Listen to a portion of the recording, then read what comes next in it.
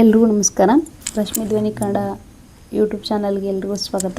ನೋಡಿ, 2026ರ ಸ್ವಾತಂತ್ರ್ಯ ದಿನಾಚರಣೆ 80ನೇ ಸ್ವಾತಂತ್ರ್ಯೋತ್ಸವದ ಪ್ರಮುಖ ಘೋಷಣೆಗಳು. ಈ ಸ್ಪರ್ಧಾತ್ಮಕ ಪರೀಕ್ಷೆಗಳ ಕರೆಂಟ್ ಅಫೇರ್ಸ್ಗಾಗಿ ನಾನು ಸಂಪೂರ್ಣ ಮಾಹಿತಿಯನ್ನು ನಿಮಗೆ ಕೊಡ್ತಾ ಇದ್ದೀನಿ. ಎಲ್ಲರೂ ವಿಡಿಯೋನ ನೋಡಿ ಪಾಯಿಂಟ್ಸ್ಗಳನ್ನ ಸೇವ್ ಮಾಡಿಟ್ಕೊಳ್ಳಿ. ಫಸ್ಟ್ ಒಂದು ಬೇಸಿಕ್ ಫ್ಯಾಕ್ಟ್ಸ್ ಬಗ್ಗೆ ನಿಮಗೆ ನಾನು ಹೇಳ್ಕೊಡ್ತೀನಿ. ಇದರಲ್ಲಿ ಮೂಲಭೂತ ಮಾಹಿತಿ ಅಂತ ಕರಿತೀವಿ. ದಿನಾಂಕ ಆಗಸ್ಟ್ 15, 2026, ಯಾವತ್ತು? ಶನಿವಾರ. ಇದು ಭಾರತದ 80ನೇ ಸ್ವಾತಂತ್ರ್ಯ ದಿನಾಚರಣೆ. 79 ವರ್ಷಗಳ ಸ್ವಾತಂತ್ರ್ಯ ಪೂರ್ಣಗೊಂಡಿದೆ. ಎಣಿಕೆ 1947ರಿಂದ ಪ್ರಾರಂಭವಾಗುವುದರಿಂದ 2026ರ 80ನೇ ಆಚರಣೆ ಆಗಿದೆ. ಸರಿಯಾಗಿ ನೆನಪಿಟ್ಕೊಳ್ಳಿ. 2026ರ ಆಗಸ್ಟ್ 15ರಿಂದ ಭಾರತ 80ನೇ ಸ್ವಾತಂತ್ರ್ಯೋತ್ಸವವನ್ನು ಆಚರಣೆ ಮಾಡುತ್ತೆ. ಹೌದಾ? 2026ರಲ್ಲಿ ಇದರಲ್ಲಿ ಆಚರಣೆಯಲ್ಲಿ ಏನಾಗುತ್ತೆ, ಇದು ಹಲವಾರು ಘೋಷಣೆಗಳನ್ನು ಇದು ಮುಂದೆ ನಿಮಗೆ ಹೇಳ್ತಾ ಹೋಗ್ತೀನಿ. ಏನೇನು ಎಂಬುದ್ರ ಬಗ್ಗೆ ನಿಮಗೆ ಡೀಟೇಲಾಗಿ ಕೊಡ್ತೀನಿ. ಇಲ್ಲಿ ಏನಾಗತ್ತಪ್ಪ ಅಂತಂದರೆ 79 ವರ್ಷಗಳ ಸ್ವಾತಂತ್ರ್ಯ ಪೂರ್ಣಗೊಂಡಿದೆ. ಇದನ್ನು ಹೆಂಗೆ ಕೌಂಟ್ ಮಾಡಲಾಗುತ್ತೆ ಅಂದರೆ 1947ರಲ್ಲಿ ನಮಗೆ ಸ್ವಾತಂತ್ರ್ಯ ಸಿಕ್ತು. ಹೀಗಾಗಿ 1947ರಿಂದ ನಮ್ಮ ಸ್ವಾತಂತ್ರ್ಯ ಸಿಕ್ಕಿ ಪ್ರಾರಂಭ ಆಗೋದರಿಂದ 2026 ಇಸ್ವಿಗೆ ಎಷ್ಟಾಯಿತು? 80ನೇ ಸ್ವಾತಂತ್ರ್ಯ ಆಚರಣೆ ಇದೆ. ಹೀಗಾಗಿ 80ನೇ ಸ್ವಾತಂತ್ರ್ಯ ಆಚರಣೆ ಅನ್ನುವಂಥ ಉದ್ದೇಶದಿಂದ ಇದನ್ನು ನಾವು 79 ವರ್ಷಗಳ ಸ್ವಾತಂತ್ರ್ಯ ಪೂರ್ಣ ಅಥವಾ 80ನೇ ಸ್ವಾತಂತ್ರ್ಯ ದಿನಾಚರಣೆ ನೆನ್ಪಿಟ್ಕೊಳ್ಳಿ. ನಾವು ಹೇಗೆ ನಿಮಗೆ ಟ್ರಿಕ್ಸ್ ಕೂಡ ಕೊಟ್ಟಿದ್ದೀನಿ ನೋಡಿ, ಗೊಂದಲ ಆಗಬಾರ್ದು ಅನ್ನುವಂಥ ಉದ್ದೇಶದಿಂದ 79 ವರ್ಷ ಪೂರ್ಣ ವರ್ಸಸ್ 80ನೇ ಆಚರಣೆ ಎಂಬ ವ್ಯತ್ಯಾಸ ಪರೀಕ್ಷೆಯಲ್ಲಿ ಗೊಂದಲ ಉಂಟು ಮಾಡಬಹುದು. ನೆನಪಿಡಿ. ನೋಡಿ, ನಿಮಗೆ ಟ್ರಿಕ್ಸನ್ನು ಯಾಕೆ ಹೇಳಿದ್ದೀನಿಪ್ಪ ಅಂದರೆ ಕನ್ಫ್ಯೂಸ್ ಆಗಿಬಿಡ್ತೀರ. ಅಲ್ಲಿ ತುಂಬ ಟೈಮ್ ಇರಲ್ಲ, ಟೈಮ್ ತುಂಬ ಕಡಿಮೆ ಇರುತ್ತೆ. ಹೀಗಾಗಿ ತುಂಬ ಕನ್ಫ್ಯೂಸ್ಗೆ ಒಳಗಾಗುವಂಥ ಉದ್ದೇಶದಿಂದ ಟ್ರಿಕ್ಸ್ ಏನು, 79ನೇ ವರ್ಷದ ಪೂರ್ಣಗೊಂಡಿದೆ. ಅದು ಎಷ್ಟನೇ ದಿನಾಚರಣೆ? ಸ್ವಾತಂತ್ರ್ಯ ದಿನಾಚರಣೆ, 80ನೇ ಸ್ವಾತಂತ್ರ್ಯ ದಿನಾಚರಣೆ. ಇನ್ನು ಸ್ಥಳ ಕೆಂಪುಕೋಟೆ, ರೆಡ್ ಫೋರ್ಟ್ ಎಲ್ಲಿದೆ? ದೆಹಲಿಯಲ್ಲಿ. ಧ್ವಜಾರೋಹಣ ಮಾಡಿದವರು ಯಾರು? ಧ್ವಜಾರೋಹಣ ಮಾಡಿದರು? ಸನ್ಮಾನ್ಯ ಶ್ರೀ ಪ್ರಧಾನಮಂತ್ರಿಯವರಾದಂಥ ಶ್ರೀ ನರೇಂದ್ರ ಮೋದಿಯವರು. ನೋಡಿ, ಇದು ಮೋದಿಯವರ 13ನೇ ಸತತ ಸ್ವಾತಂತ್ರ್ಯ ದಿನ ಭಾಷಣ. ಎಷ್ಟನೇದಿದು? 13ನೇದು. ಕೆಂಪುಕೋಟೆಯಿಂದ ಅತಿ ಹೆಚ್ಚು ಸತತ ಭಾಷಣ ಮಾಡಿದ ಕಾಂಗ್ರೆಸ್ಸೇತರ ಪ್ರಧಾನಿ ಎಂಬ ದಾಖಲೆ. ತುಂಬ ನೆನಪಿಡಿ, ಎಕ್ಸಾಮ್ ಬರ್ಬೋದು. ಭಾಷಣದ ಅವಧಿ ಸುಮಾರು 78 ನಿಮಿಷಗಳು. ಮೋದಿಯವರ 4ನೇ ಅತಿ ಚಿಕ್ಕ ಭಾಷಣ. ಸ್ವಾತಂತ್ರ್ಯ ದಿನಾಚರಣೆಗೆ ಯಾವುದೇ ಚೀಫ್ ಗೆಸ್ಟ್ ಇರುವುದಿಲ್ಲ. ಗಣರಾಜ್ಯೋತ್ಸವಕ್ಕಿಂತ ಭಿನ್ನ. ಇದು ಪ್ರಮುಖ ಪರೀಕ್ಷಾ ಪಾಯಿಂಟ್. ನೋಡಿ, ನಿಮ್ಗೆ ಯಾಕೆ ಇದನ್ನು ಹಿಂಗೆ ನಾನು ಬ್ರ್ಯಾಕೆಟ್ ಒಳಗೆ ಈ ವಿಷಯನ ಹೇಳಿದ್ದೀನಪ್ಪ ಅಂತಂದರೆ, ನಾವು ಈಗ ಯಾರ್ಯಾರೋ ದೇಶಗಳಿಂದ ಅತಿಥಿಗಳನ್ನೆಲ್ಲ ಕರೆಸಿರ್ತಾರೆ. ಹೌದಾ? ಹೀಗಾಗಿ ತುಂಬ ಕನ್ಫ್ಯೂಸ್ ಆಗುವಂಥ ಒಳಗಾಗುವಂಥ ಸಾಧ್ಯತೆ ಇರೋದರಿಂದ ಸ್ವಾತಂತ್ರ್ಯ ದಿನಾಚರಣೆಗೆ ಯಾವುದೇ ಚೀಫ್ ಗೆಸ್ಟ್ ಇರುವುದಿಲ್ಲ. ಆಮೇಲೆ 78 ನಿಮಿಷಗಳ ಕಾಲ ನರೇಂದ್ರ ಮೋದಿಯವರು ಏನು ಮಾಡಿದ್ರು? ಭಾಷಣವನ್ನು ಮಾಡಿದರು. ಹೀಗಾಗಿ ಇದು ಎಷ್ಟನೇ ಭಾಷಣ ಅವ್ರದ್ದು? 4ನೇ ಅತಿ ಚಿಕ್ಕ ಭಾಷಣ ಆಗಿರುತ್ತೆ. ಗಣರಾಜ್ಯೋತ್ಸವಕ್ಕಿಂತ ಭಿನ್ನವಾಗಿರುತ್ತೆ. ಇದು ಪ್ರಮುಖ ಪರೀಕ್ಷಾ ಪಾಯಿಂಟ್ ಅಂತ ನಿಮಗೆ ಹೇಳ್ಕೊಟ್ಟಿನಿ. ಧ್ವಜಾರೋಹಣದ ನಂತರ 21 ಗನ್ ಸಲ್ಯೂಟ್ ನೀಡಲಾಯಿತು. ರಾಷ್ಟ್ರಪತಿ ದ್ರೌಪದಿ ಮುರ್ಮು ಅವರು ರಾಷ್ಟ್ರೀಯ ಯುದ್ಧ ಸ್ಮಾರಕಕ್ಕೆ ನ್ಯಾಷನಲ್ ವಾರ್ ಮೆಮೋರಿಯಲ್ ಭೇಟಿ ನೀಡಿದರು. ನೆನ್ಪಿಟ್ಟುಕೊಳ್ಳಿ. ಹೌದಾ? ಕೇಳುವಂತಹ ಚಾನ್ಸಸ್ ಇರುತ್ತೆ. ಹೀಗಾಗಿ ನೆನ್ಪಿಟ್ಟುವುದು ಕೂಡ ತುಂಬ ಇಂಪಾರ್ಟೆಂಟ್. ಇನ್ನು ಐತಿಹಾಸಿಕ ಕ್ಷಣ, ಸಂಪೂರ್ಣ 6 ಪದ್ಯಗಳ ವಂದೇ ಮಾತರಂ ಗಾಯನ. ನೋಡಿ, ಇಲ್ಲಿ ಏನಾಗಿತ್ತು ಅಂದರೆ ಇನ್ನೊಂದು ನೀವು ಪಾಯಿಂಟ್ಸನ್ನು ನೆನ್ಪಿಟ್ಟುಕೊಳ್ಳಬೇಕು. ಏನಪ್ಪ ಅಂತಂದರೆ 2026ರ ಆಚರಣೆಯಲ್ಲಿ ಯುವಶಕ್ತಿ ಮತ್ತು 2047 ವಿಕಸಿತ ಭಾರತ ನಿರ್ಮಾಣಕ್ಕೆ ವಿಶೇಷ ಒತ್ತನ್ನು ನೀಡ್ತಾರೆ. ಇದು ನಿಮಗೆ ಮುಂದೆ ಗೊತ್ತಾಗುತ್ತೆ, ಹೇಳ್ತಾ ಹೋಗ್ತೀನಿ. ಅದ್ರ ಜೊತೆಗೆ ವಂದೇ ಮಾತರಂನ 150ನೇ ವರ್ಷಾಚರಣೆ ಕೂಡ ಇದರಲ್ಲಿ ಪ್ರಮುಖವಾದಂಥ ಅಂಶ ಆಗಿರುತ್ತೆ. ಸ್ವತಂತ್ರ ಭಾರತದ ಇತಿಹಾಸದಲ್ಲಿ ಮೊದಲ ಬಾರಿಗೆ ರಾಷ್ಟ್ರೀಯ ಗೀತೆ ವಂದೇ ಮಾತರಂನ ಸಂಪೂರ್ಣ 6 ಪದ್ಯಗಳನ್ನು ಕೆಂಪುಕೋಟೆಯಲ್ಲಿ ಹಾಡಲಾಯಿತು. ನೋಡಿ, ಸ್ವತಂತ್ರ ಭಾರತದ ಇತಿಹಾಸದಲ್ಲಿ ಫಸ್ಟ್ ಟೈಮ್ ಏನು ಮಾಡಿದ್ರು? ರಾಷ್ಟ್ರೀಯ ಗೀತೆ ಆಗಿರ್ತಕ್ಕಂತಹ ವಂದೇ ಮಾತರಂ ಸಂಪೂರ್ಣ 6 ಪದ್ಯಗಳನ್ನು ಕೆಂಪುಕೋಟೆಯಲ್ಲಿ ಏನು ಮಾಡಿದರು? ಹಾಡಲಾಯಿತು. ಇದು 150ನೇ, ನಾ ಹೇಳಿದ್ನಲ್ವ ಈಗಾಗಲೇ, ಇದು ವಂದೇ ಮಾತರಂ ಗೀತೆಯ 150 ವರ್ಷಗಳ ಸ್ಮರಣಾರ್ಥ ಆಚರಣೆಯ ಭಾಗವಾಗಿದೆ. ಈ ವರ್ಷದ ಆಚರಣೆಯು ಯುವಶಕ್ತಿ ಪಾತ್ರವನ್ನು ವಿಶೇಷವಾಗಿ ಎತ್ತಿ ತೋರಿಸಿತು. ನೋಡಿ, ಇನ್ನು ಸಪ್ತಧಾರ. ನೋಡಿ, ಸಪ್ತಧಾರಾ ದೃಷ್ಟಿಕೋನ ಭಾಷಣದ ಕೇಂದ್ರ ಬಿಂದು. ನಮ್ಮ ಪರೀಕ್ಷೆಗೆ ತುಂಬ ಇಂಪಾರ್ಟೆಂಟ್ ಇದು. ಮೋದಿಯವರು ವೈದಿಕ ಕಾಲದ ಸಪ್ತ ಸಿಂಧು 7 ಪವಿತ್ರ ನದಿಗಳು ಪರಿಕಲ್ಪನೆಯನ್ನು ಉಲ್ಲೇಖಿಸಿ ವಿಕಸಿತ ಭಾರತದ ಗುರಿಗಾಗಿ ಸಪ್ತಧಾರಾ 7 ಶಕ್ತಿಯ ಪ್ರವಾಹಗಳು ಎಂಬ ಹೊಸ ಚೌಕಟ್ಟನ್ನು ಘೋಷಣೆಯನ್ನು ಮಾಡ್ತಾರೆ. ಅಂದರೆ ಸ್ವಾತಂತ್ರ್ಯೋತ್ಸವ 80ನೇ ಸ್ವಾತಂತ್ರ್ಯೋತ್ಸವದಂದು ಕೆಂಪುಕೋಟೆಯಿಂದ ಸನ್ಮಾನ್ಯ ಶ್ರೀ ಪ್ರಧಾನಮಂತ್ರಿ ನರೇಂದ್ರ ಮೋದಿಯವರು ಮಂಡಿಸಿದಂತಹ ಭಾರತದ ಮುಂದಿನ ಅಭಿವೃದ್ಧಿ 7 ಪ್ರಮುಖ ಶಕ್ತಿ ಧಾರೆಗಳ ದೃಷ್ಟಿಕೋನ ಆಗಿದೆ. ಇದರ ಮುಖ್ಯ ಗುರಿ ಏನಪ್ಪ ಅಂದರೆ 2047ರ ವೇಳೆಗೆ ವಿಕಸಿತ ಭಾರತ ನಿರ್ಮಾಣವಾಗುವುದು. ಅದರಲ್ಲಿ ಸಪ್ತಧಾರೆ ಅನ್ನುವಂಥದ್ದು ಕಾನ್ಸೆಪ್ಟ್ ನಿಮ್ಮ ತಲೆಯಲ್ಲಿ ಬಂದ ತಕ್ಷಣ ನಿಮಗೆ ಏನು ಅನಿಸುತ್ತೆ, ಇದೇನು ಅಂತ ಪ್ರಶ್ನೆ ಬರ್ಬೋದು. ಸಪ್ತಧಾರ ಅಂದರೆ ಸರಳವಾಗಿ ಇಷ್ಟು ನೆನಪಿಟ್ಕೊಳ್ಳಿ, 7 ಧಾರೆಗಳು ಅಥವಾ 7 ಶಕ್ತಿ ಪ್ರವಾಹಗಳು. ಅಂದರೆ ಈ 7 ಕ್ಷೇತ್ರಗಳನ್ನು ಸಮಗ್ರವಾಗಿ ಅಭಿವೃದ್ಧಿಪಡಿಸುವ ಮೂಲಕ ಭಾರತ ವೇಗವಾಗಿ ಮುನ್ನಡೆಯಬೇಕು ಅನ್ನುವಂಥದ್ದೇ ಇದರ ಮೂಲ ಆಶಯ ಆಗಿದೆ. ಭಾಷಣದಲ್ಲಿ ಯುವಜನರನ್ನು ಈ ಪರಿವರ್ತನೆಯ ಪ್ರಮುಖ ಶಕ್ತಿಯಾಗಿ ಇಲ್ಲಿ ಏನು ಮಾಡಿದೆ, ಪರಿಗಣಿಸಲಾಗಿದೆ. ನೋಡಿ, ಮೊದಲನೆಯದಾಗಿ ಉತ್ಪಾದನೆ ಮತ್ತು ಗುಣಮಟ್ಟ ಅಥವಾ ಉತ್ಪಾದನೆ ಶಕ್ತಿ ಅಂತಲೂ ಕೂಡ ನಾವು ಕರಿತೀವಿ. ಅಂದರೆ ಭಾರತ ಕೇವಲ ವಸ್ತುಗಳನ್ನು ಆಮದು ಮಾಡಿಕೊಳ್ಳುವ ದೇಶವಾಗದೆ ಇದು ಉತ್ಪಾದನೆ ಮತ್ತು ಜಾಗತಿಕ ಪೂರೈಕೆ ಸರಪಳಿಯಲ್ಲಿ ಪ್ರಮುಖ ರಾಷ್ಟ್ರವಾಗಬೇಕು ಎಂಬುದೇ ಇದರ ಮೊದಲ ಧಾರೆ. ನೋಡಿ, ಉತ್ಪಾದನೆ ಮತ್ತು ಗುಣಮಟ್ಟ ಅಂದರೆ ಏನು, ನಮ್ಮ ಭಾರತ ದೇಶ ಕೇವಲ ವಸ್ತುಗಳನ್ನು ಆಮದು ಮಾಡಿಕೊಳ್ಳುವಂತಹ ದೇಶ ಅಷ್ಟೇ ಆಗಬಾರದು, ಅದರ ಜೊತೆಗೆ ಉತ್ಪಾದನೆ ಮತ್ತು ಜಾಗತಿಕ ಪೂರೈಕೆ ಸರಪಳಿಯಲ್ಲಿ ಪ್ರಮುಖವಾದಂತಹ ರಾಷ್ಟ್ರವಾಗಿ ಇದು ಪ್ರತಿನಿಧಿಸಬೇಕು. ಅಂತಂದರೆ ದೇಶೀಯ ಉತ್ಪಾದನೆಯನ್ನು ಹೆಚ್ಚಿಗೆ ಮಾಡೋದು, ಆಮೇಲೆ ಸಣ್ಣ ಬಿಡಿ ಭಾಗಗಳಿಂದ ಅಂತಿಮ ಉತ್ಪನ್ನದವರೆಗೆ ದೇಶದಲ್ಲೇ ಉತ್ಪಾದನೆಯನ್ನು ಮಾಡುವಂಥದ್ದು, ಉತ್ತಮ ಗುಣಮಟ್ಟಕ್ಕೆ ಆದ್ಯತೆಯನ್ನು ಕೊಡುವಂಥದ್ದು, ಕಡಿಮೆ ವೆಚ್ಚದಲ್ಲಿ ಜಾಗತಿಕ ಮಟ್ಟದ ಉತ್ಪನ್ನಗಳನ್ನು ತಯಾರಿಸುವುದು, ಆಮೇಲೆ ಮೇಕ್ ಇನ್ ಇಂಡಿಯಾ ಸಾಮರ್ಥ್ಯವನ್ನು ವಿಸ್ತರಿಸುವುದು. ಆಮೇಲೆ ಇನ್ನೊಂದು ಮಾತನ್ನು ಹೇಳ್ತಾರೆ ಇಲ್ಲಿ ಪ್ರಧಾನಮಂತ್ರಿಯವರು, ಗುಣಮಟ್ಟದಲ್ಲಿ ಯಾವುದೇ ರಾಜಿ ಇರಬಾರದು ಅನ್ನುವಂಥ ಒಂದು ವಿಚಾರವನ್ನು ಭಾಷಣದಲ್ಲಿ ಒತ್ತಿ ಹೇಳ್ತಾರೆ. ಇನ್ನು ಎರಡನೇದು ಕೃಷಿ ಮತ್ತು ಆಹಾರ ಸಂಸ್ಕರಣೆ ಅಂತಂದರೆ, ನೋಡಿ ನಿಮಗೆ ಇನ್ನೂ ಡೀಪಾಗಿ ಹೇಳ್ತಾ ಹೋಗ್ತಿದ್ದೀನಿ. ಇದರಲ್ಲಿ ವಿವರಣೆ ನಿಮಗೆ ಜಸ್ಟ್ ನಾನು ಪಾಯಿಂಟ್ಸನ್ನು ಹೇಳ್ಬೋದು, ಬಟ್ ಆದರೆ ವಿವರಣೆ ಗೊತ್ತಾಗಲ್ಲ.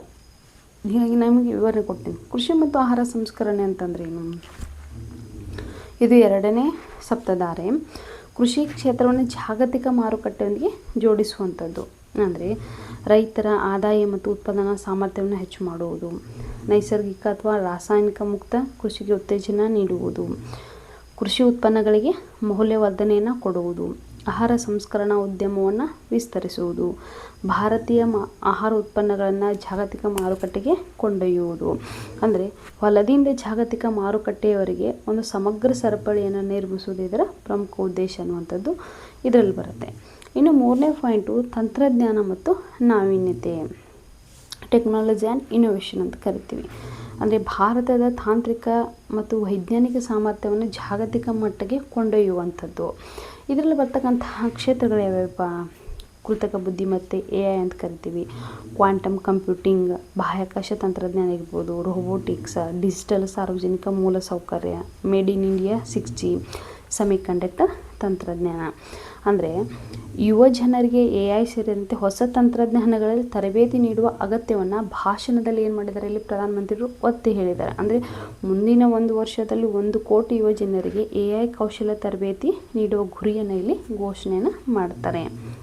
ಇನ್ನು 4ನೇದು ಗತಿಶಕ್ತಿ ಅಥವಾ ಸಂಪರ್ಕ ಮತ್ತು ಮೂಲ ಸೌಕರ್ಯ ಅಂತ ಕರಿತೀವಿ. ನೋಡಿ, ಸಂಪರ್ಕ ಮತ್ತು ಮೂಲ ಸೌಕರ್ಯ ಇದರಲ್ಲಿ ಏನು ಬರುತ್ತೆ, ಗತಿಶಕ್ತಿ ಅನ್ನುವಂಥದ್ದು ಕೂಡ ಬರುತ್ತೆ. ಅಂದರೆ ವೇಗವಾದ ಮತ್ತು ಸಮಗ್ರ ಮೂಲ ಸೌಕರ್ಯ ಮತ್ತು ಲಾಜಿಸ್ಟಿಕ್ ಅಭಿವೃದ್ಧಿಯನ್ನು ಪಡಿಸುವಂಥದ್ದು. ಅಂತಂದರೆ ನಮಗೆ ಇದರಲ್ಲಿ ಬರ್ತಕ್ಕಂತಹ ಕ್ಷೇತ್ರ ಯಾವುದು, ಆಧುನಿಕ ಹೆದ್ದಾರಿಗಳು, ಹೈಸ್ಪೀಡ್ ರೈಲು ಆಗಿರ್ಬೋದು, ಬಂದರುಗಳ ಅಭಿವೃದ್ಧಿ ಆಗಿರ್ಬೋದು, ಒಳನಾಡು ಜಲಮಾರ್ಗಗಳು, ಬಹು ಮಾದರಿ ಸಾರಿಗೆ ವ್ಯವಸ್ಥೆ, ಆಮೇಲೆ ಬಂದರು ಆಧಾರಿತ ಅಭಿವೃದ್ಧಿ, ಇವುಗಳ ಮೂಲಕ ಏನು ಮಾಡ್ತೇವೆ, ದೇಶದ ವಿವಿಧ ಭಾಗಗಳ ನಡುವೆ ಸರಕು ಮತ್ತು ಜನರ ಸಂಚಾರವನ್ನು ಇನ್ನಷ್ಟು ವೇಗವಾಗಿ ಮತ್ತು ಪರಿಣಾಮಕಾರಿಯಾಗಿ ಮಾಡುವುದೇ ಇದರ ಮುಖ್ಯ ಉದ್ದೇಶ. ಅರ್ಥ ಆಯ್ತಲ್ವಾ. ಇನ್ನು 5ನೇ ಪಾಯಿಂಟ್ ರಕ್ಷಣೆ ಅಥವಾ ರಕ್ಷಣಾ ಶಕ್ತಿ ಅಂತ ಹೇಳ್ಬೋದು. ಅಂದರೆ 5ನೇ ಧಾರೆ ಯಾವುದು, ರಕ್ಷಣೆ ಅಥವಾ ರಕ್ಷಣಾ ಶಕ್ತಿ.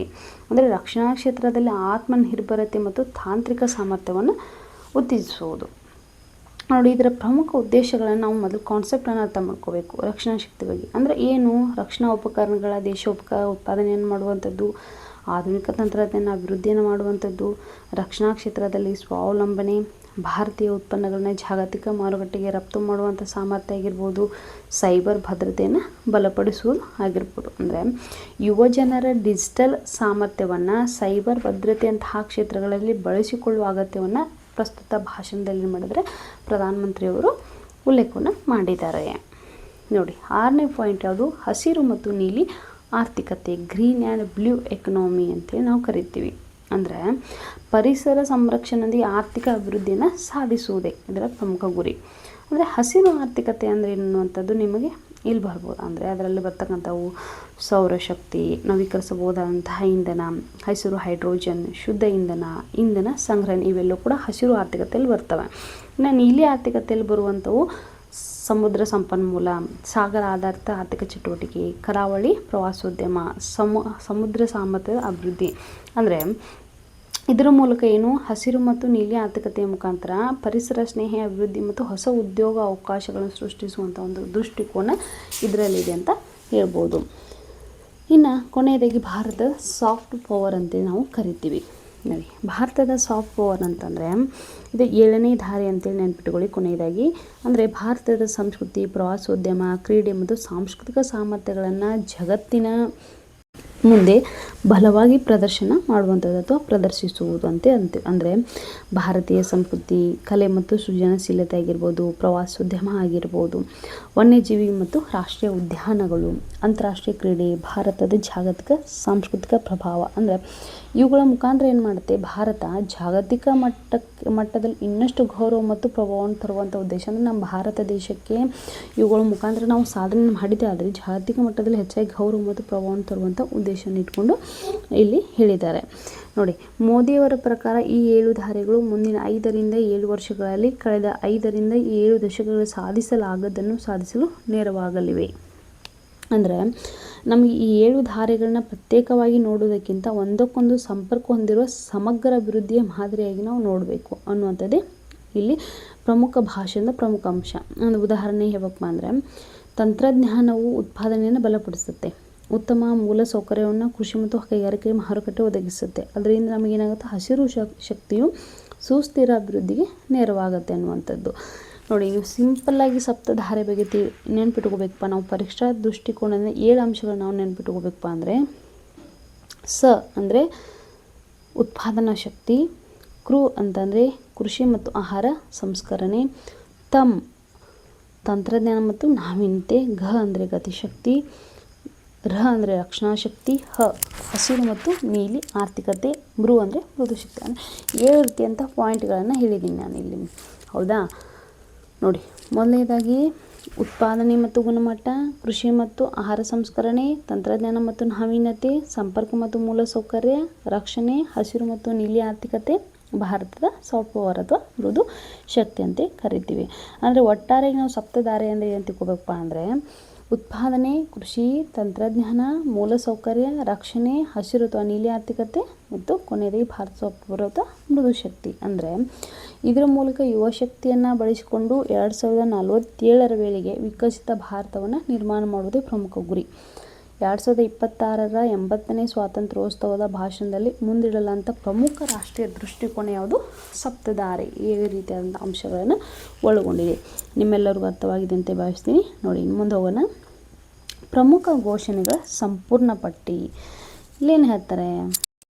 ಪ್ರಮುಖ ಘೋಷಣೆಗಳ ಸಂಪೂರ್ಣ ಪಟ್ಟಿ. 1 ಕೋಟಿ ಯುವಕರಿಗೆ ಉಚಿತ AI ಆರ್ಟಿಫಿಷಿಯಲ್ ಇಂಟೆಲಿಜೆನ್ಸ್ ಅಂತ ಕರಿತೀವಿ ತರಬೇತಿ. ಅಂದರೆ ಮುಂದಿನ 1 ವರ್ಷದಲ್ಲಿ 1 ಕೋಟಿಗೂ ಹೆಚ್ಚು ಭಾರತೀಯ ಯುವಕರಿಗೆ AI ಕೌಶಲ್ಯ ತರಬೇತಿ ನೀಡುವ ಘೋಷಣೆ. ಗುರಿ ಏನು? ಭಾರತವನ್ನು AI ಕ್ಷೇತ್ರದಲ್ಲಿ ಜಾಗತಿಕ ಮುಂಚೂಣಿ ಆಟಗಾರರನ್ನಾಗಿ ಮಾಡುವುದು. ಅಂದರೆ 2026ರ 80ನೇ ಸ್ವಾತಂತ್ರ್ಯೋತ್ಸವದಿಂದ ಪ್ರಧಾನಮಂತ್ರಿ ನರೇಂದ್ರ ಮೋದಿ ಅವರು ಏನು ಮಾಡ್ತಾರೆ, ಘೋಷಣೆ ಮಾಡಿರ್ತಕ್ಕಂತಹ 1 ಕೋಟಿ ಯುವಕರಿಗೆ AI ಕೌಶಲ್ಯ ತರಬೇತಿ ಅಂತ ಹೇಳ್ತಾರೆ. ಅಂದರೆ ಕಾರ್ಯಕ್ರಮದ ಉದ್ದೇಶ ಭಾರತದ ಯುವ ಜನರನ್ನು ಕೃತಕ ಬುದ್ಧಿಮತ್ತೆ ಏನು AI ಅಂತ ಹೇಗೆ ಕರಿತೀವಿ ಯುಗಕ್ಕೆ ಸಜ್ಜುಗೊಳಿಸುವುದೇ. ಹೌದಾ? ಪ್ರಮುಖ ಉದ್ದೇಶ. ಮುಂದಿನ 1 ವರ್ಷದಲ್ಲಿ 1 ಕೋಟಿ ಯುವಕರಿಗೆ AI ಕೌಶಲ್ಯ ತರಬೇತಿ ನೀಡುವಂತಹ ಗುರಿಯನ್ನು ಇಲ್ಲಿ ಘೋಷಣೆಯನ್ನು ಮಾಡಿದ್ದಾರೆ. ನೋಡಿ ನಾವಿಲ್ಲಿ 1 ಕೋಟಿ ಯುವಕರಿಗೆ AI ತರಬೇತಿ ಪ್ರಮುಖ ಅಂಶಗಳನ್ನು ನಾವು ಫಸ್ಟ್ ತಿಳ್ಕೋಬೇಕು. ಯಾವ ರೀತಿಯಾಗಿ 1 ಕೋಟಿ ಯುವಕರಿಗೆ AI ತರಬೇತಿ ಅಂತ ಹೇಳಿದ್ದಾರೆ. ಏನೇನು ಬರುತ್ತೆ ಅಂಶಗಳು ಅಂತಂದರೆ, ಫಸ್ಟು ಗುರಿ ತಿಳ್ಕೊಬೇಕು ನಾವು. ಗುರಿ ಏನು? 1 ಕೋಟಿ ಯುವಕರಿಗೆ AI ಕ್ಷೇತ್ರದಲ್ಲಿ ಅಗತ್ಯವಾದಂತಹ ಕೌಶಲ್ಯಗಳನ್ನು ಕಲಿಸಿ ಅವರು ಭವಿಷ್ಯದ ತಂತ್ರಜ್ಞಾನ ಆಧಾರಿತ ಉದ್ಯೋಗ ಮತ್ತು ಉದ್ಯಮ ಅವಕಾಶಗಳಿಗೆ ಸಿದ್ಧರಾಗುವಂತೆ ಮಾಡುವುದು. ನೋಡಿ, ಇಲ್ಲೇನು ಹೇಳಿದ್ದಾರೆ? AI ಕ್ಷೇತ್ರದಲ್ಲಿ ಭಾರತವನ್ನು ಜಾಗತಿಕ ಮುಂಚೂಣಿ ಆಟಗಾರರನ್ನಾಗಿ ಮಾಡುವುದು. ಹೌದಾ? ಹೀಗಾಗಿ ಅದನ್ನ ಏನು ಮಾಡೋದು? ಭವಿಷ್ಯ ತಂತ್ರಜ್ಞಾನ ಆಧಾರಿತ ಉದ್ಯೋಗ ಮತ್ತು ಉದ್ಯಮ ಅವಕಾಶಗಳಿಗೆ ಅವರನ್ನು ಸಿದ್ಧರಾಗುವಂತೆ, ಸಜ್ಜುಗೊಳಿಸುವಂತೆ ಮಾಡುವಂಥದ್ದು. AI ಅಂದ್ರೇನು?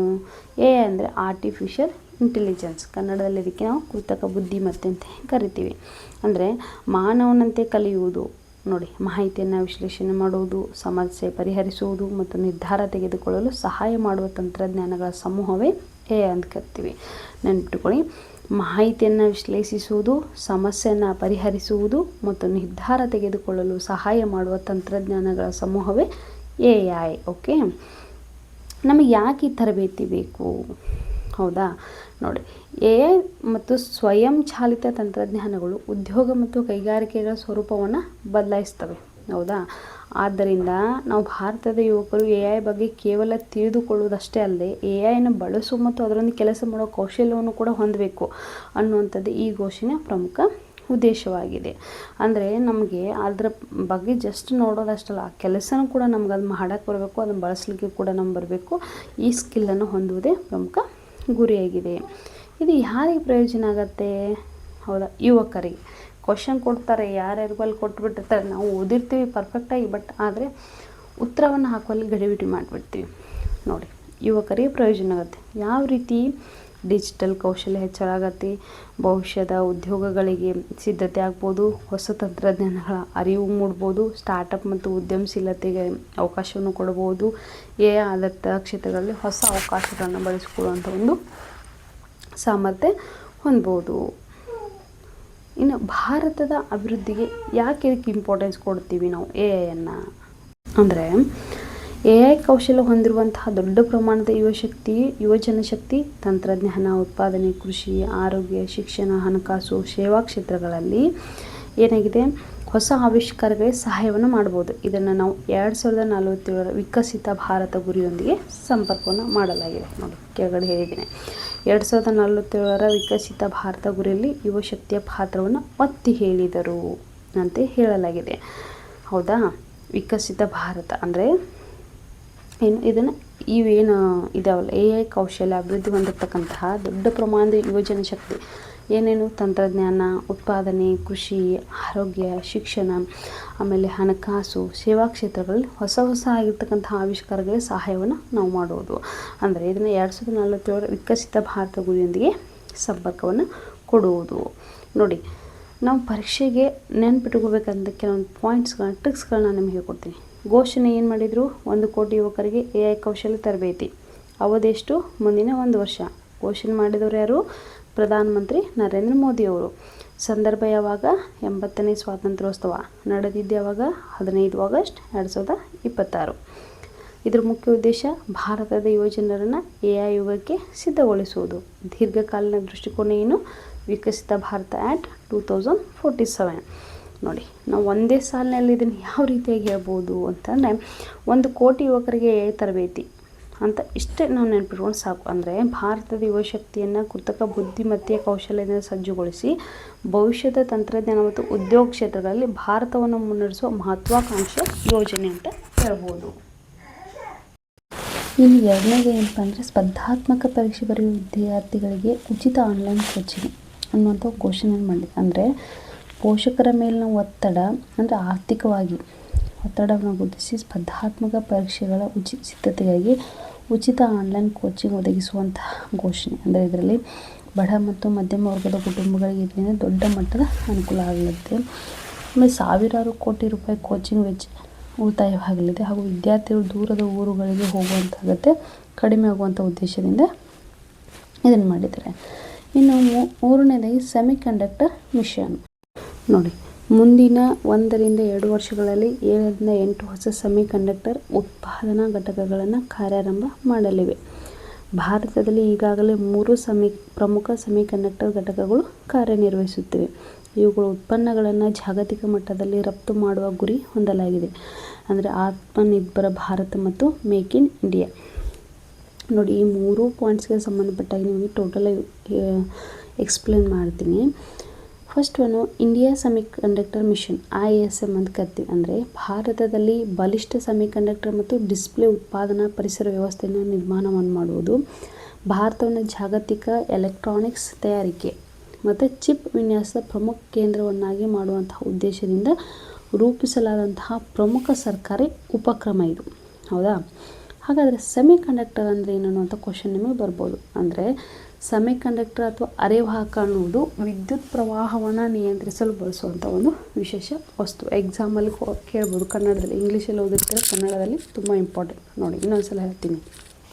ಅಂದರೆ ಸೆಮಿಕಂಡಕ್ಟರ್ ಅಥವಾ ಅರೆವಾಹಕ ಅನ್ನುವಂಥದ್ದು ವಿದ್ಯುತ್ ಪ್ರವಾಹವನ್ನು ನಿಯಂತ್ರಿಸಲು ಬಳಸುವಂಥ ವಿಶೇಷವಾದಂಥ ವಸ್ತು.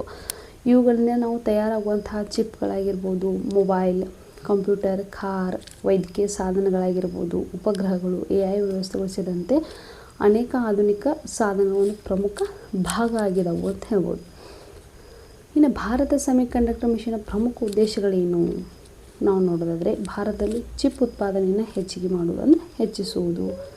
ಸೆಮಿಕಂಡಕ್ಟರ್ ಫ್ಯಾಬ್ರಿಕೇಷನ್ ಘಟಕಗಳು, ಫ್ಯಾಬ್ ಅಂತ ಕರಿತೀವಿ, ಅವುಗಳ ಸ್ಥಾಪನೆಗೆ ಉತ್ತೇಜನವನ್ನು ನೀಡುವುದು.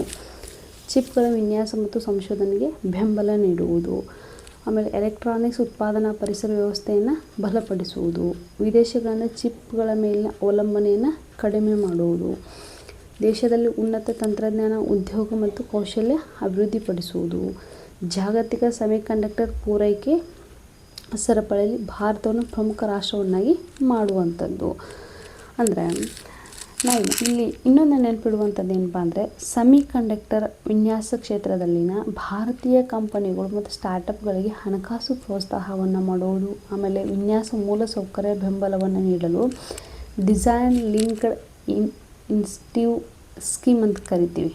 ಇದು ಜಾರಿಯಲ್ಲಿದೆ ಪ್ರಸ್ತುತ. ICS, ಚಿಪ್ಸೆಟ್ಸ್, ಸೋಕೋಸ್ ಮತ್ತು IP ಕೋರ್ಸ್ ಅಂತ ಕರಿತೀವಿ. ಹೀಗೆ ಮುಂತಾದ ಚಿಪ್ ವಿನ್ಯಾಸಗಳಿಗೆ ಬೆಂಬಲವನ್ನು ನೀಡುತ್ತೆ. ನಮ್ಮ ಭಾರತಕ್ಕೆ ಇದರ ಮಹತ್ವವೇನು ಅನ್ನುವಂಥದ್ದು ಅಂದರೆ, ಈ ಭಾರತದಲ್ಲಿ ಈಗಾಗಲೇ 3 ಪ್ರಮುಖ ಸೆಮಿಕಂಡಕ್ಟರ್ ಕಾರ್ಯನಿರ್ವಹಿಸ್ತಾವೆ ಅಂತ ಹೇಳಿದೆ. ಇದರ ಇಂಪಾರ್ಟೆನ್ಸ್ ಏನು ಅನ್ನೋದಾದರೆ, ಸೆಮಿಕಂಡಕ್ಟರ್ಗಳು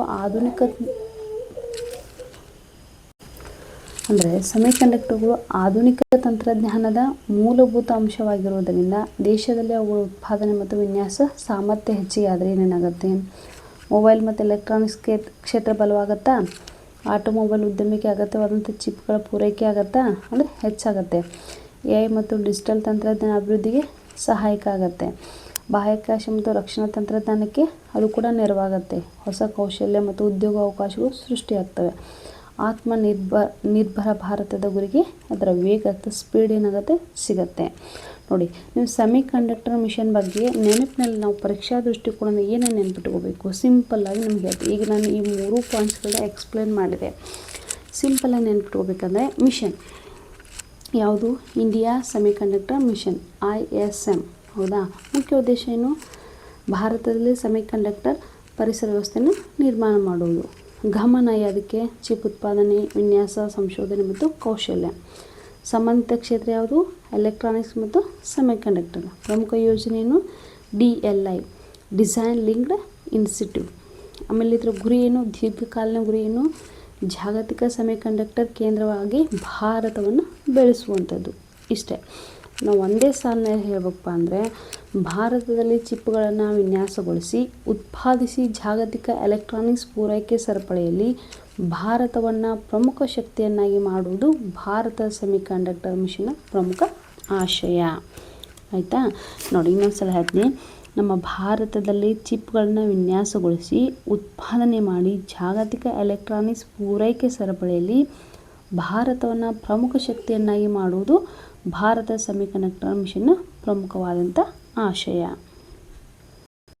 ನೋಡಿ, 4ನೇ ಪಾಯಿಂಟ್ಸ್, ಪರಮಾಣು ಇಂಧನ, ನ್ಯೂಕ್ಲಿಯರ್ ಎನರ್ಜಿ 100 GW ಅಂದರೆ ಗೀಗಾವ್ಯಾಟ್ ಅಂತ ಕರಿತೀವಿ. ಅಂದರೆ 2047ರೊಳಗೆ 100 GW ಪರಮಾಣು ಇಂಧನ ಸಾಮರ್ಥ್ಯ ಸಾಧಿಸುವ ಗುರಿ. ಈ ದಶಕದಲ್ಲಿ 5 ಹೊಸ ಪರಮಾಣು ರಿಯಾಕ್ಟರ್ಗಳು ಕಾರ್ಯ ಆರಂಭಿಸಲಿವೆ 6ರಿಂದ 7 ವರ್ಷಗಳಲ್ಲಿ. SHANTI ಕಾಯ್ದೆ 2025 ಪರಮಾಣು ಇಂಧನ ಮಹತ್ವಾಕಾಂಕ್ಷೆಗಳಿಗೆ ಚೌಕಟ್ಟು ಒದಗಿಸಿದೆ. ನೋಡಿ, ಇದ್ರ ಬಗ್ಗೆ ನಿಮಗೆ ಸಿಂಪಲ್ಲಾಗಿ ಹೇಳ್ತೀನಿ. ಅಂದರೆ 2026ರ 80ನೇ ಸ್ವಾತಂತ್ರ್ಯೋತ್ಸವದ ಭಾಷಣದಲ್ಲಿ ಏನು ಘೋಷಣೆ ಮಾಡಿದ್ರಲ್ಲ, 2047ರ ವೇಳೆಗೆ ಭಾರತದ ಪರಮಾಣು ವಿದ್ಯುತ್ ಸಾಮರ್ಥ್ಯವನ್ನು 100 ಗಿಗಾವ್ಯಾಟ್ಗೆ ಹೆಚ್ಚಿಸುವಂತಹ ಗುರಿ. ಅಂದರೆ ಇಲ್ಲಿ 100 ಗಿಗಾವ್ಯಾಟ್ ಪರಮಾಣು ಇಂಧನ ಅಂದಲ್ಲ, ಅಂದರೆ ವಿದ್ಯುತ್ ಉತ್ಪಾದನಾ ಸಾಮರ್ಥ್ಯದ ಗುರಿ ಅಂತ ನಾವು ತಿಳ್ಕೊಳ್ಬೇಕು.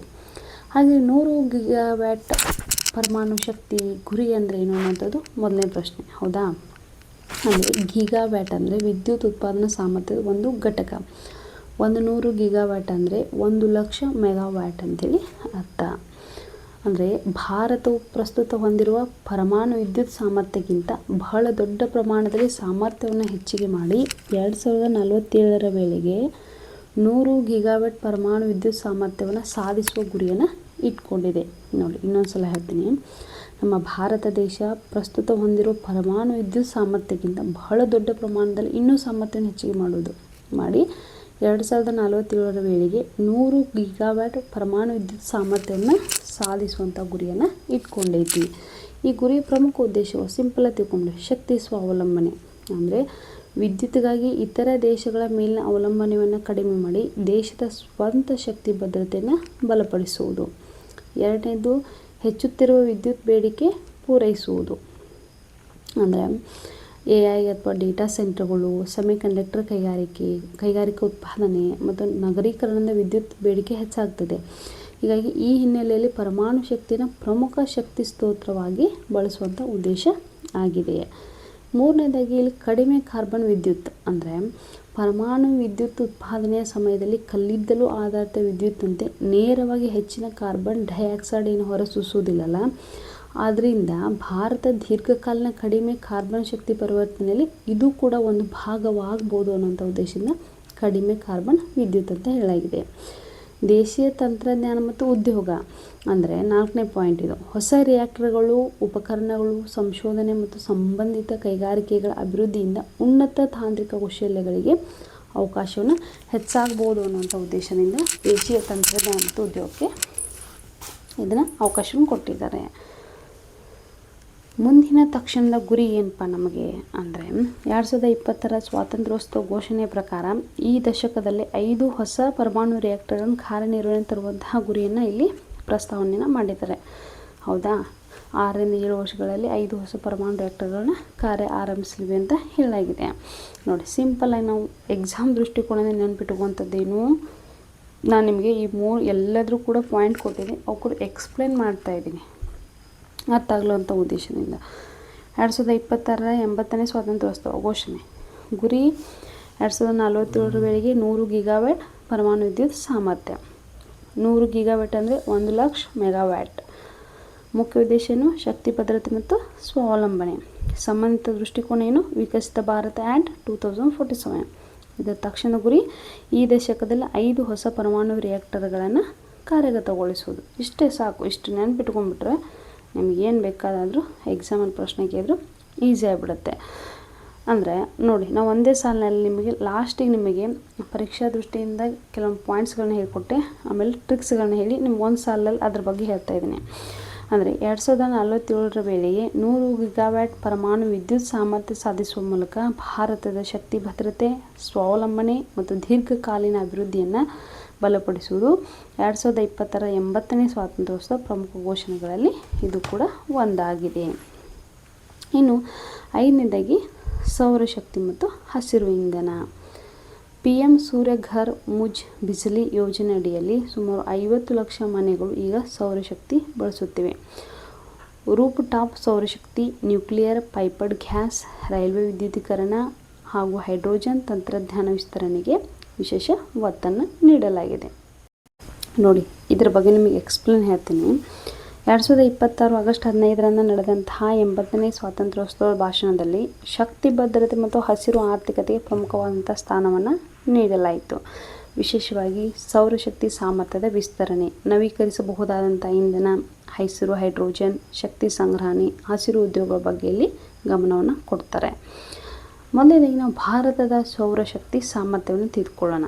ಅಂದರೆ ಇಲ್ಲಿ ನಮ್ಮ ಭಾಷಣದಲ್ಲಿ ಪ್ರಧಾನಮಂತ್ರಿ ನರೇಂದ್ರ ಮೋದಿಯವರು ಏನು ಮಾಡ್ತಾರೆ, 2014 ಮೊದಲು ಭಾರತದ ಸೌರಶಕ್ತಿ ಸಾಮರ್ಥ್ಯ ಸುಮಾರು 2 ಗಿಗಾವ್ಯಾಟ್ ಇದ್ದಿದ್ದು 2020 ವೇಳೆಗೆ 160 ಗಿಗಾವ್ಯಾಟ್ಗೆ ಏರಿಕೆಯಾಗಿದೆ ಅಂತೇಳಿ ತಿಳಿಸ್ತಾರೆ. ಇದು ಭಾರತದ ನವೀಕರಿಸಬಹುದಾದ ಇಂಧನ ಕ್ಷೇತ್ರದ ದೊಡ್ಡ ವಿಸ್ತರಣೆಯನ್ನು ಸೂಚಿಸ್ತದೆ. ಇನ್ನು ಎರಡನೇದಾಗಿ PM ಸೂರ್ಯಘರ್ ಮುಫ್ತ್ ಬಿಜ್ಲಿ ಯೋಜನೆ.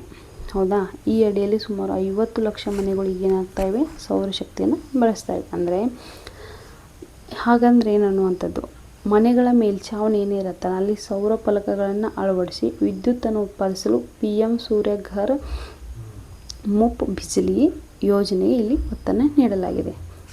ಈಗಾಗಲೇ 50 ಲಕ್ಷಕ್ಕೂ ಹೆಚ್ಚು ಕುಟುಂಬಗಳು ಸೌರಶಕ್ತಿಯನ್ನು ಅಳವಡಿಸಿಕೊಂಡಿವೆ.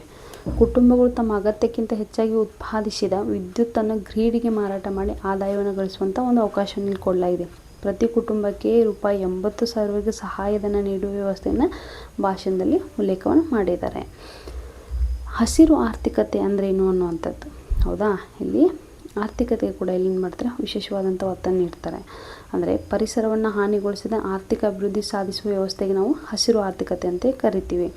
ಅದರಲ್ಲಿ ಬರ್ತಕ್ಕಂಥವು ಸೌರಶಕ್ತಿ, ಪವನಶಕ್ತಿ, ಜಲವಿದ್ಯುತ್, ನವೀಕರಿಸಬಹುದಾದಂಥ ಇಂಧನ, ಹಸಿರು ಹೈಡ್ರೋಜನ್, ಶಕ್ತಿ ಸಂಗ್ರಹಣೆ, ಹಸಿರು ಅಥವಾ ವಿದ್ಯುತ್ ಚಲನವಲನ, ಹಸಿರು ಉತ್ಪಾದನೆ ಅಂತ ಕರಿತೀವಿ. ಹೀಗೆ ಹಲವಾರು ಕ್ಷೇತ್ರಗಳಿಗೆ ಏನು ಮಾಡಿದರೆ ಇಲ್ಲಿ ಆದ್ಯತೆಯನ್ನು ಕೊಡ್ತಾರೆ. ಹಸಿರು ಹೈಡ್ರೋಜನ್ ಅಂತ ಅನ್ನುವಂಥದ್ದು, ಹೌದಾ, ತುಂಬ ಇಂಪಾರ್ಟೆಂಟ್. ಗ್ರೀನ್ ಹೈಡ್ರೋಜನ್ ಅಂತ ಕರಿತೀವಿ. ಅಂದರೆ ಗ್ರೀನ್ ಹೈಡ್ರೋಜನನ್ನು ನವೀಕರಿಸಬಹುದಾದ ವಿದ್ಯುತ್ ಬಳಸಿ ಉತ್ಪಾದಿಸುವ ಹೈಡ್ರೋಜನ್ ಎಂದು ಸರಳವಾಗಿ ನಾವು ಹೇಳ್ಬೋದು. ಆದರೆ ಕೈಗಾರಿಕೆ, ಸಾರಿಗೆ ಮತ್ತು ಇಂಧನ ಕ್ಷೇತ್ರಗಳಲ್ಲಿ ಭವಿಷ್ಯದಲ್ಲಿ ಇದರ ಬಳಕೆ ಹೆಚ್ಚಿಸುವುದು ಭಾರತದ ಹಸಿರು ಇಂಧನ ಪರಿವರ್ತನೆ ಒಂದು ಭಾಗ ಆಗೈತಿ. 2026 ಭಾಷಣದಲ್ಲಿ ಭಾರತ ಹಸಿರು ಹೈಡ್ರೋಜನ್, ನವೀಕರಿಸಬಹುದಾದ ಇಂಧನ ಮತ್ತು ಶಕ್ತಿ ಸಂಗ್ರಹಣೆಯಲ್ಲಿ ಜಾಗತಿಕ ನಾಯಕತ್ವ ಸಾಧಿಸಬೇಕು ಅಂತೇಳಿ ಇಲ್ಲಿ ಪ್ರಧಾನಮಂತ್ರಿಗಳು ಒತ್ತಿ ಹೇಳಿದ್ದಾರೆ. ಇನ್ನು ಹಸಿರು ಉದ್ಯೋಗಗಳನ್ನು ನಾವು ನೋಡ್ಬೋದು ಇದರಲ್ಲಿ. ಅಂದರೆ ಇಲ್ಲಿ ವಿಸ್ತರಣೆಯನ್ನು ಮಾಡ್ತಾರೆ. ಅಂದರೆ ಹಸಿರು ಇಂಧನ ಕ್ಷೇತ್ರದ ವಿಸ್ತರಣೆಯಿಂದ ಹೊಸ ರೀತಿಯಾದಂಥ ಗ್ರೀನ್ ಜಾಬ್ಸ್ ಅಂತ ಕರಿತೀವಿ ಸೃಷ್ಟಿಯಾಗುವಂತಹ ಒಂದು ನಿರೀಕ್ಷೆ ಇದೆ.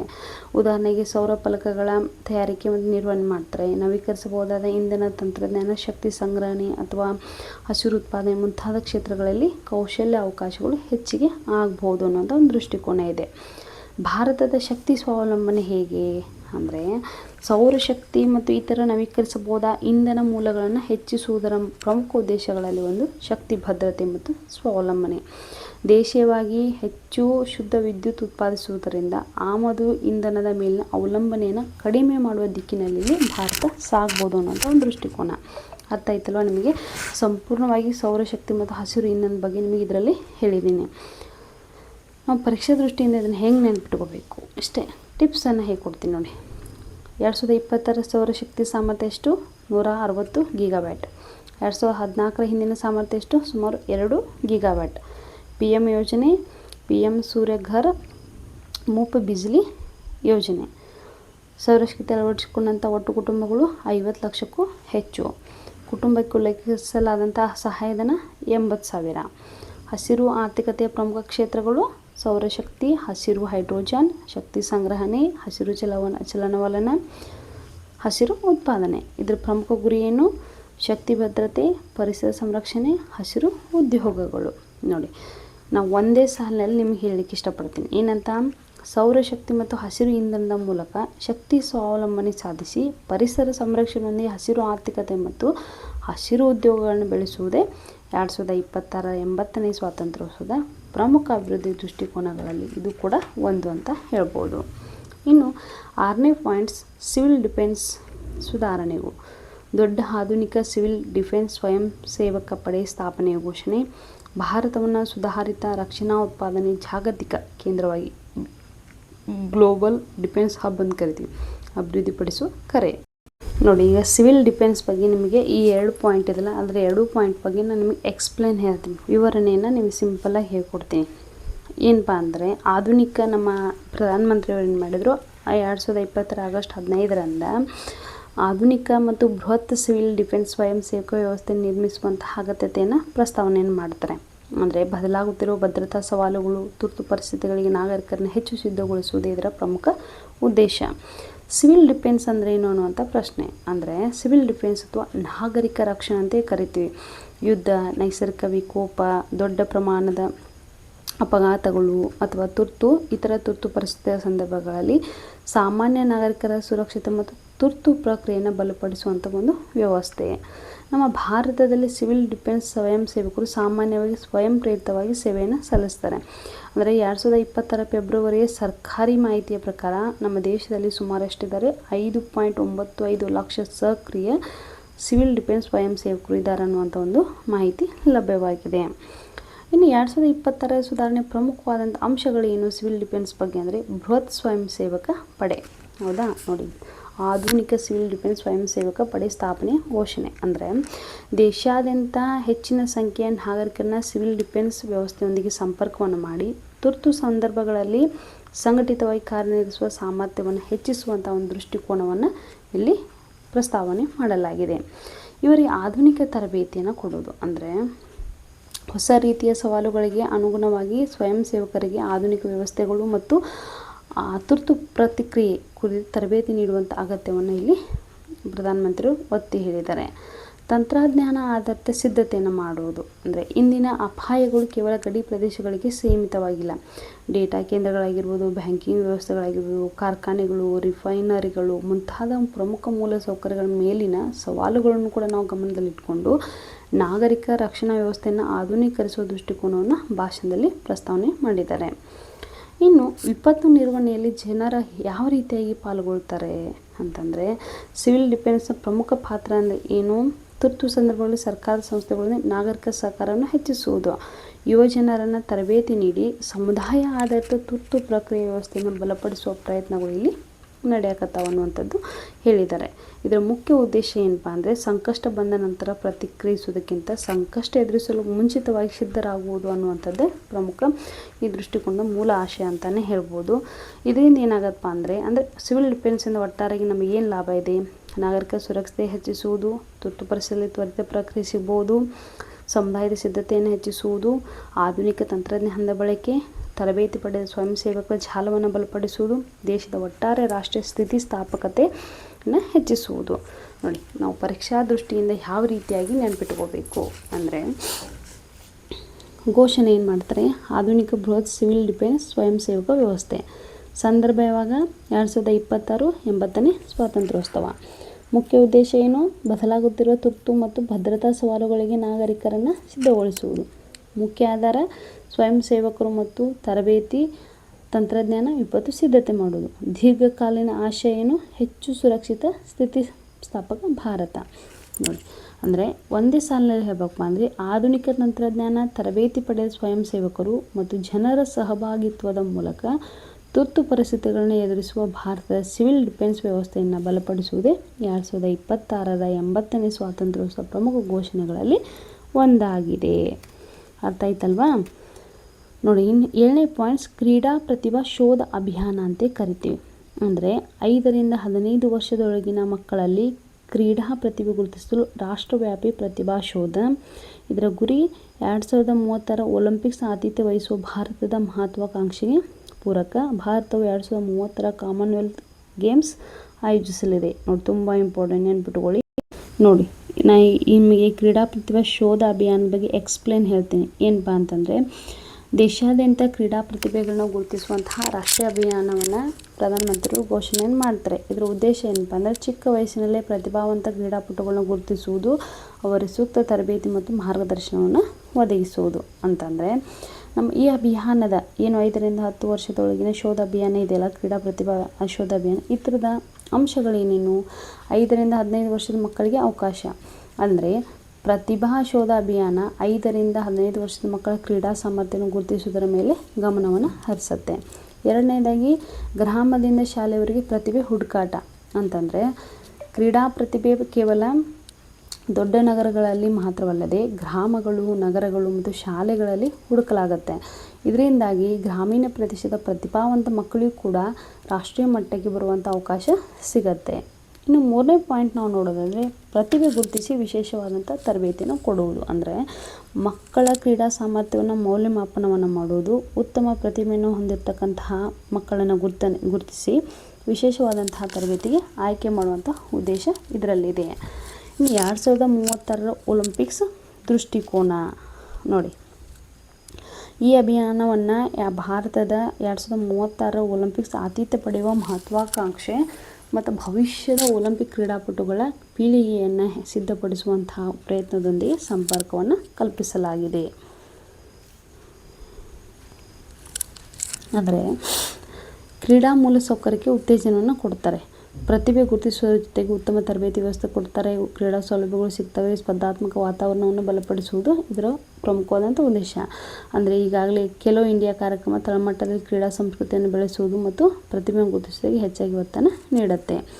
ನಾವು ಇದಕ್ಕೆ ಯಾಕೆ ಕ್ರೀಡಾ ಪ್ರತಿಭಾ ಶೋಧ ಅಭಿಯಾನಕ್ಕೆ ಇಂಪಾರ್ಟೆನ್ಸ್ ಕೊಡಬೇಕಪ್ಪ ಅಂದರೆ, ಭಾರತದ ಭವಿಷ್ಯದ ಕ್ರೀಡಾ ಪ್ರತಿಭೆಗಳನ್ನು ಗುರುತಿಸುವುದು, ಶಾಲಾ ಹಂತಗಳಲ್ಲಿ ಕ್ರೀಡಾ ಪ್ರತಿಭೆ ಪ್ರೋತ್ಸಾಹ ನೀಡುವುದು, ಗ್ರಾಮೀಣ ಪ್ರದೇಶದ ಮಕ್ಕಳಿಗೂ ಕೂಡ ಇಲ್ಲಿ ಅವಕಾಶ ಸಿಗುತ್ತೆ, ರಾಷ್ಟ್ರೀಯ ಮತ್ತು ಅಂತಾರಾಷ್ಟ್ರೀಯ ಸ್ಪರ್ಧೆಗಳಿಗೆ ಪ್ರತಿಭೆಯನ್ನು ಬೆಳೆಸುವುದು, ಒಲಿಂಪಿಕ್ಸ್ನಲ್ಲಿ ಭಾರತದ ಸಾಧನೆಯನ್ನು ಹೆಚ್ಚಿಸುವುದು, ಆಮೇಲೆ ಮಕ್ಕಳಲ್ಲಿ ಕ್ರೀಡಾ ಆಸಕ್ತಿ ಮತ್ತು ದೈಹಿಕ ಕ್ಷಮತೆಯನ್ನು ಉತ್ತೇಜಿಸುವುದು. ನೋಡಿ, ದೈಹಿಕ ಸಾಮರ್ಥ್ಯವನ್ನು ಉತ್ತೇಜಿಸುವುದು. ಅರ್ಥ ಆಯ್ತಲ್ವಾ? ಇದೇ ಪರೀಕ್ಷಾ ದೃಷ್ಟಿಯಿಂದ ನಿಮಗೆ ಟ್ರಿಕ್ಸ್ ಕೊಡ್ತೀನಿ. ಅಭಿಯಾನ ಯಾವುದು? ರಾಷ್ಟ್ರೀಯ ಕ್ರೀಡಾ ಪ್ರತಿಭಾ ಶೋಧ ಅಭಿಯಾನ. ಘೋಷಣೆ ಯಾವಾಗ? 15 ಆಗಸ್ಟ್ 2026. ಸಂದರ್ಭ 80ನೇ ಸ್ವಾತಂತ್ರ್ಯೋತ್ಸವ. ವಯೋಮಿತಿ 5ರಿಂದ 15 ವರ್ಷ. ಪ್ರತಿಭೆ ಹುಡುಕುವ ಸ್ಥಳಗಳು ಗ್ರಾಮ, ನಗರ ಮತ್ತು ಶಾಲೆಗಳು. ಉದ್ದೇಶ ಪ್ರತಿಭೆ ಗುರುತಿಸಿ ವಿಶೇಷ ತರಬೇತಿಯನ್ನು ನೀಡುವುದು. ಪ್ರಮುಖವಾದಂಥ ದೃಷ್ಟಿಕೋನ 2036 ಒಲಿಂಪಿಕ್ಸ್ಗೆ ಭವಿಷ್ಯದ ಕ್ರೀಡಾಪಟುಗಳನ್ನು ಸಿದ್ಧಪಡಿಸುವುದು.